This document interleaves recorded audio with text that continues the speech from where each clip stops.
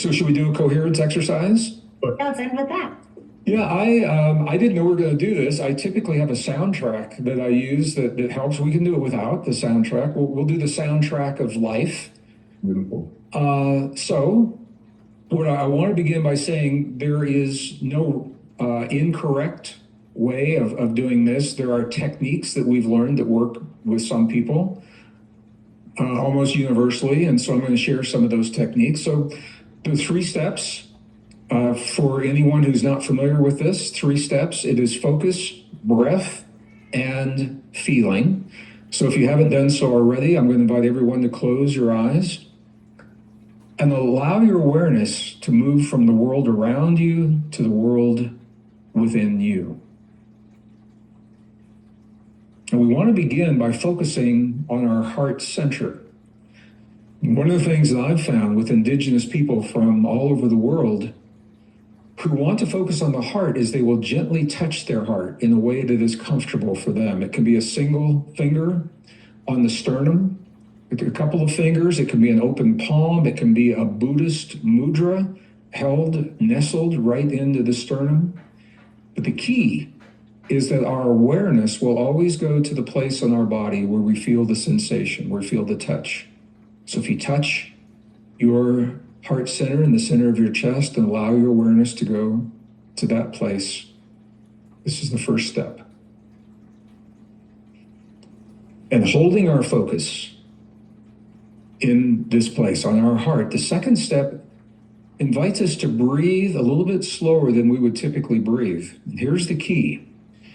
When we exhale for a period of time, slightly longer than the inhale, this is a trigger for the parasympathetic nervous system, the relaxation response, and this is what we want. So I'm going to invite you, we'll do it for the count inhale, the count of 4, and a release, the count of 6. Let's just do this together with our focus on the heart. Breathe as if we're breathing from the heart. First breath, inhale, begin. And release. Just feel that shift in your body. Inhale again.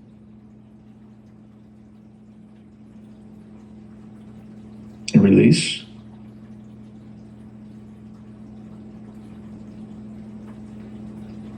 One more time, inhale.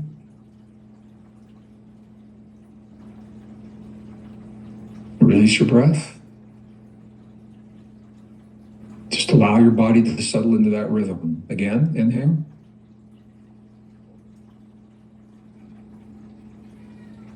And release. And to the best of your ability now, I'm going to invite you to continue breathing just about that pace, exhaling for a little bit longer than the time that you inhale, while your focus is on your heart, breathing as if you're breathing from your heart. And the third step, so I'm going to invite you to have a feeling because you choose to have the feeling, regardless of what the world is showing you. You're the only form of life that can feel on demand because you choose to feel. And in this instance, I'm going to invite you to feel a positive feeling of gratitude for anything or anyone. Gratitude. This is easy for me right now because I'm deeply grateful for the opportunity to be with you, Leah and Kyle, and our community, our global family.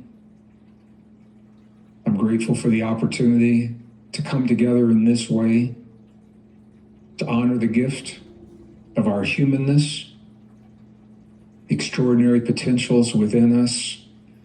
Some members of our global family don't have this opportunity today, and they're just trying to make it through the end of the day. And on their behalf, we celebrate all of our humanness and we uplift them as we uplift ourselves.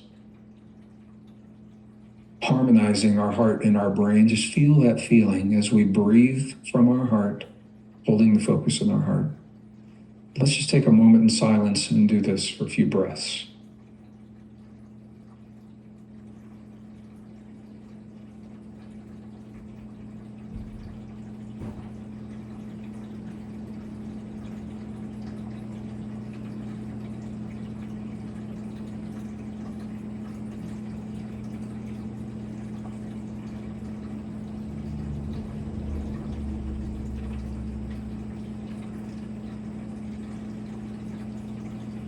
Okay, and with one more inhale, a deep breath.